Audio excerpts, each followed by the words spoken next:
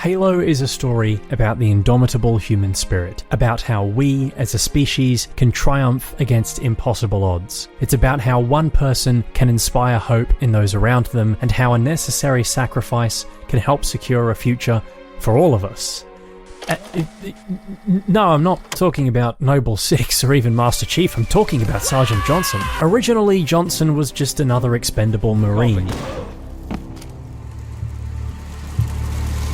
What the fuck? A clear homage to Sergeant Apone from Aliens, which, let's be honest, Halo borrowed a lot from. But unlike the dozens of Marines who screamed their last words as they were turned into smoking craters, I'm kind of retarded. Johnson was doing a different kind of smoking, with his gruff yet silky voice courtesy of the legendary David Scully, an endless supply of badass one-liners, and the kind of charm that could rally an entire platoon. Johnson wasn't just the comic relief, he was the glue holding the UNSC together. Then, Halo 3 happened. To raise the stakes, Bungie's audio director, Marty O'Donnell, made the call to kill off Sergeant Johnson, leaving players with an emotionally confusing drive back to the Forward Unto Dawn. And ever since, Halo hasn't been the same. More than his iconic lines or impeccable taste in cigars, Johnson represented a different era of video game storytelling, one where the world felt alive because of characters like him. Is it a coincidence that every Halo since his absence has been met with mixed reception? Maybe. Or maybe Johnson was carrying more than just that Spartan laser. Hello there guys, girls, ladies and gentlemen, my name is Leigh Paladin, and you know why you're here, alright? I hope you brought 2 sticks and a rock to share with the rest of the comments section, because today we're talking about, objectively, I won't argue, Halo's greatest character. The 2000s were a fascinating time for video games, especially for first-person shooters. Silent protagonists were often the norm. Characters like Gordon Freeman from Half-Life and Doomguy, they weren't just heroes, they were empty vessels, designed for players to inhabit, and Master Chief, following on from that trend, was no exception. Bungie made a conscious decision. So long as you were seeing the world through the Chief's visor, he wouldn't say a word. He wasn't your chatty, quip-filled action hero like Duke Nukem while you were playing as him, he was you. The only time he spoke was during cutscenes when the perspective shifted to outside his armor, signaling that this was the Chief talking, not you. It was an elegant solution from a more civilized age, but it posed a challenge. How do you tell a cohesive, character-driven story when your protagonist barely speaks? You can't just stop the pace of the game dead and throw in a cutscene every 5 minutes and shift to third person whenever there needed to be a new piece of information communicated to the player, right? Because what kind of developer would want to take away a player's autonomy all the time and subject them to cutscenes or quick-time events constantly? So the answer? Surround the Chief with characters who do talk. Cortana filled one half of that equation, constantly updating you on mission objectives, but one voice alone wasn't enough. And given some of the dialogue Jen Taylor had to deliver, she probably wanted a break. Negative. We have a wildcat destabilization. Destabilization? You needed boots on the ground, soldiers like you in the same fight, reacting to the chaos around them, and that's where the Marines came in. While not entirely unique to Halo, Combat Evolved had an informal buddy system. Marines weren't just faceless NPCs following orders, they chatted, joked, and reacted to the unfolding battle. They called out enemy positions, cracked jokes under fire, and even rewarded your efforts with some funny dialogue if you managed to keep them alive. What started as simple cannon fodder became an integral part of Halo's world building. Bungie initially just saw them as expendable blood bags in your relentless firefight against the Covenant, but because they were given personality, they became something more. All the designers, and even Joe, at the time, didn't think that fans would sort of like become attached to these artificial intelligence, you know, the AI Marines. And I kept saying, look, we're bringing them to life with a lot of different dialogue and a lot of personality, because they're human beings, they're human actors. And we're working hard on making these guys have personalities. The fans are going to like them. They're going to like fall in love with some of them. And then we got to the end of the game. I'm like, we killed everybody. And among all those Marines, one stood above the rest. And after we shipped it, people like absolutely fell in love with Sergeant Johnson. So we were forced, essentially by the fans, to bring Sergeant Johnson back. Sergeant Major Avery Jr. Johnson wasn't just another soldier, he was that guy. You're that guy, pal. Trust me. You're that guy. Master Chief might have been the face of the Halo franchise, the legend on the box art, but Johnson was more like the presenter, the Steve Jobs to Chief's iPhone. Chief was the product, Johnson was the man selling it to you. See, Chief wasn't exactly the type to get in front of the cameras, and Bungie was always mindful of how they portrayed him in marketing. Breaking the fourth wall or cracking jokes would have cheapened his famously stoic character, so instead, they often had Johnson do it. His larger-than-life presence bled into the real world, and David Scully's performance had so much charisma that it basically jumped out of the screen and grabbed you. And the best part, it never felt out of place. Johnson was always off the wall, so when he leaned into that energy outside the games, it just kind of worked. At Halo CE's launch party, who was delivering the speech? So, you completed the Halo demo. Guess who was there to congratulate you? You're sitting down to get your first taste of Halo 2 at E3, and who was there keeping the seat warm for you? Need to advertise a side mode for your new ODST game? Just chuck him in as a pre-order bonus and get him to do the whole trailer. Johnson wasn't just a character in the game, he was its ambassador. He was Halo's hype man, a walking, talking embodiment of everything that made the series exciting. And without that excitement, Halo is a pretty grim story when you break it down. Humanity is on the brink of extinction. One of the main antagonists is literally a hive mind of trillions of dead people. Volume with sins. And superweapons capable of wiping out all life in the galaxy are just another Tuesday. By all accounts, Halo could have been an overwhelmingly black-pilled series, but Bungie knew how to balance the darkness with just the right amount of humor. And unlike most comic relief characters, Johnson wasn't just some bumbling goofball. He cracked jokes, sure, but he was also one of the UNSC's most capable soldiers. His lines and their delivery never felt cringe or out of place, unlike the forced Marvel humor that plagues a lot of modern games. Well, wasn't expecting to fight an ogre today. That kind of quippy dialogue is something that Joe Staten, the lead writer of the original Halo trilogy, always excelled at, and no one was better at delivering those lines and injecting some levity into Halo's darkest moments than Sergeant Johnson. But Johnson wasn't just there for comic relief. He was one of the few characters who could stand toe-to-toe with Master Chief. Where Chief was silent and reserved, Johnson was loud and boisterous. Where Chief followed orders, Johnson often gave them. He wasn't afraid to call Chief out, crack a joke at his expense, or bark an order his way. You told me there wouldn't be any cameras. And you told me you were gonna wear something nice. And Chief, despite being the ultimate super soldier, never dismissed him. That made their dynamic feel natural, closer to a buddy cop friendship than a hero and his sidekick, or something too dry and overly professional like a soldier and their commanding officer. It makes following orders in the game much easier too when they're coming from a character that you actually like. From the beginning of Halo 2, it feels like Johnson has been friends with you for years. The way him and Chief banter with each other is like how you would with a best mate. Johnson's presence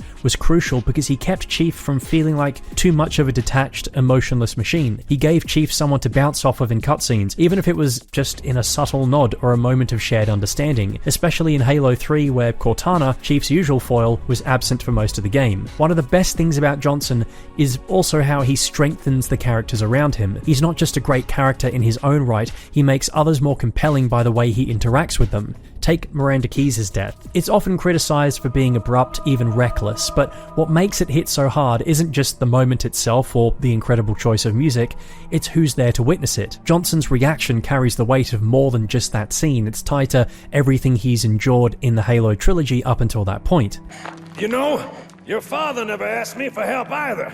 It's a throwaway line on paper, but it speaks volumes about Johnson's unspoken regrets. He and Jacob Keyes never had much direct interaction, not even in Halo's expanded lore, but they were both veterans of the Human Covenant War, two men who had fought tooth and nail for humanity's survival. Johnson was on the Pillar of Autumn when Keyes led the ship to Halo. He watched as Keyes was taken by the Flood, barely escaping with his own life. Now, history repeats itself. He fails to protect Jacob's daughter too, and with her death, the Keyes lineage ends. It's a cruel, unspoken arc for Johnson, and one that makes Miranda's loss feel even more personal, enough to break the famously unshakable Sergeant to the point where he doesn't even resist when the Prophet of Truth forces him to activate the Ark. Johnson was there at the very start of the Human Covenant War, and he damn near lived to see its end. Cruel irony then that the war he fought in for decades ended with him, and by a floating fucking light bulb, no less. If there was ever a real reason to hate Guilty Spark with a burning passion, it was that. Up until that moment, Spark was more of a mild inconvenience than a real antagonist. In Combat Evolved, he spent the final mission floating around ignoring you. In Halo 2 and 3,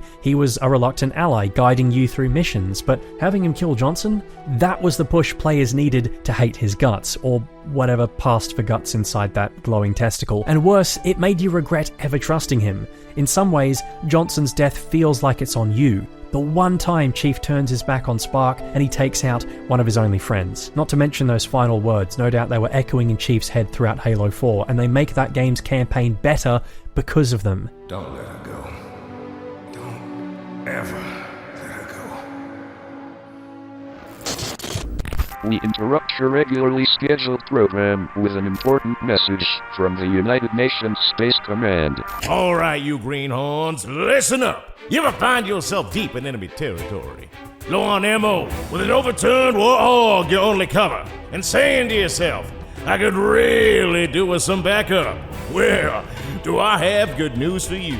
Switch on to Warthog Radio, the UNSC's latest and greatest podcast in the known galaxy, hosted by the hardest of hardcore, late night gaming, and who the hell is the other guy?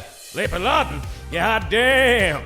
I'd watch out for him. These two will take you on a ride through the past, present, and future of Halo. And they sure as hell ain't flipping this hog over. They're talking lore, gameplay, development stories. Maybe you'll even hear some of your favorite content creators on the show someday. Oh, I know what you're thinking. Sarge, what makes this podcast stand out from all the other chatter on the comms? Well, let me educate you, you pasty bastards! It's got heart, with the boys answering your questions every episode. And it's got purpose, with new episodes dropping every fortnight. And no, I'm not talking about that fancy Zuma Battle Royale bullshit. So what the hell are you waiting for? An invitation from Lord Hood himself? Subscribe to the Warthog Radio YouTube channel.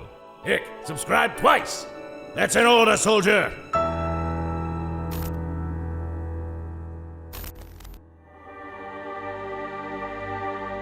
Of course, Johnson's character likely wouldn't have been anywhere near as popular as he was without the excellent voice work of David Scully. When people talk about Halo's voice talent, names like Steve Downes and Jen Taylor as Master Chief and Cortana are instantly recognised, and deservedly so. Even celebrity roles like Keith David as the Arbiter or Nathan Fillion as Buck get their fair share of praise. But somehow, David Scully, one of the most defining voices in the series, often flies under the radar, which is crazy because his contributions to Halo go far beyond just Sergeant Johnson. That deep, guttural voice of the elites in Combat Evolved, that's him too. His lines were just pitched down, reversed, and distorted. What started as a simple, cost-effective fix to fill a gap in Halo's casting became iconic, with Sully continuing to voice the elites throughout Bungie's tenure, helping to define how they sounded and inadvertently giving them their famous catchphrase. Go, go, go!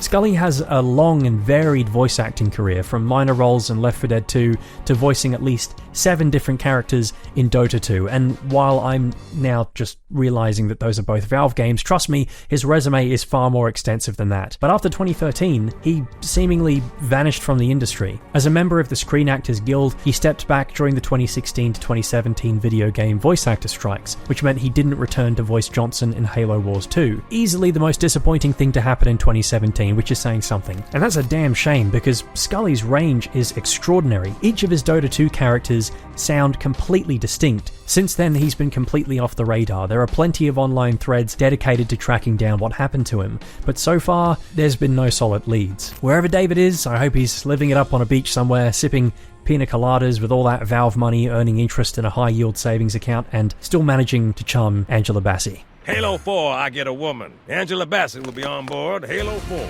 But on a more serious note, it's hard to quantify what Sergeant Johnson as a character did for Halo, and how he potentially, maybe inadvertently, inspired how other games handled their side characters. As I mentioned at the start of the video, a lot of first-person shooters from the 90s and 2000s had you play as a silent or nearly silent protagonist, while the other characters around you did most of the talking and drove the plot forward. And if you look at franchises like Modern Warfare, no, the good one, not that. What are the characters people remember most? Price, Ghost, Soap, Gaz, all the guys standing in front of you while you, the player, are following along, witnessing their journey, and that's exactly why Johnson was such an effective character. He wasn't just an exposition machine, he had personality, authority, and enough charisma to make every mission better by just being there. In fact, he has enough charisma to be the star of his own game. I can't go a day without someone mentioning how Contact Harvest or some other operation that Johnson participated in would make for a great standalone Halo experience where you either play as or alongside him. Looking at how the Halo brand has been handled in recent years by 343 Industries, Halo Studios, and Microsoft, you'd think that there are no other recognizable characters in the series because they only seem to focus on Master Chief and occasionally Cortana. Bungie, though, they knew they had something special. After Combat Evolved, they doubled down, turning your AI allies into fully fledged characters after they saw how much love there was for the Marines and Johnson specifically. This all culminated in Halo Reach, where the entire campaign revolved around a squad dynamic. Each member of Noble Team had distinct personalities, bespoke animations, they made witty remarks or took jabs at each other, and had unique interactions, just like Johnson before them. Then Halo 4 came along, and suddenly Chief would not stop talking. It was a shift towards the more cinematic and, dare I say, generic storytelling of shooters at the time. But in doing so, Halo lost something. Characters like Johnson, the ones who carried the heart, the narrative weight, and most definitely the humor. Then Cortana was gone, and one by one, every other character who could have filled that Johnson-like role started disappearing. Lasky, who had real potential, a genuine connection with Chief, dating back to the early years of the Human Covenant War, is MIA. Blue Team, while they're great, their Spartan 2 upbringing left them about as socially adept as a spoon, and they were done dirty by being in such a god-awful campaign. I can't think of a single line from any of them that stuck with me. By the time of Halo Infinite, all that was left was Chief, the weapon, and the pilot Fernando. And while Fernando is an interesting layered character, he spends half that game complaining. He's no replacement for Johnson's can-do, undefeatable attitude, the kind that made you want to keep fighting back against these alien bastards. A lot of people complain about Infinite's open world feeling empty, but I don't think that's just down to a lack of activities or enemies. It's the absence of compelling characters. Having someone to fill the dead air. The Marines, they're nowhere near as varied or entertaining as they were in Bungie's games, and their AI is neutered and somehow dumber than it was 10 years ago, making them feel less like real people in this world with real personalities like Chip Stubbo and Sergeant Stacker and of course Johnson, and more like lost puppies trailing behind you. Most of their memorable dialogue happens to be callbacks to the older games, hitting you with that heavy dose of nostalgia in hope it'll make up for the fact that they have a lack of character and variety. Hey, I go cry about it to tartar sauce or whatever the hell his name was. Without someone like Johnson to act as their frontman and to be a gateway into caring for those Marines, they all just feel a bit rigid and bland, and consequently there's no incentive to want to keep them alive, and you don't feel the impact of their deaths. But maybe, just maybe, that void can be filled. Like I said at the start of the video, Halo is a series about the indomitable human spirit, about heroism and camaraderie in the face of impossible odds. And that means there's always room for a new voice. Whether it's a fresh face or maybe a returning one, Halo still has the potential to give us not another Johnson, because those boots are way too big to fill, but someone who brings that same fire, that same larger-than-life presence, because at its best, Halo isn't just about Master Chief. It's about the people who fight alongside him, and the ones who make us want to fight too.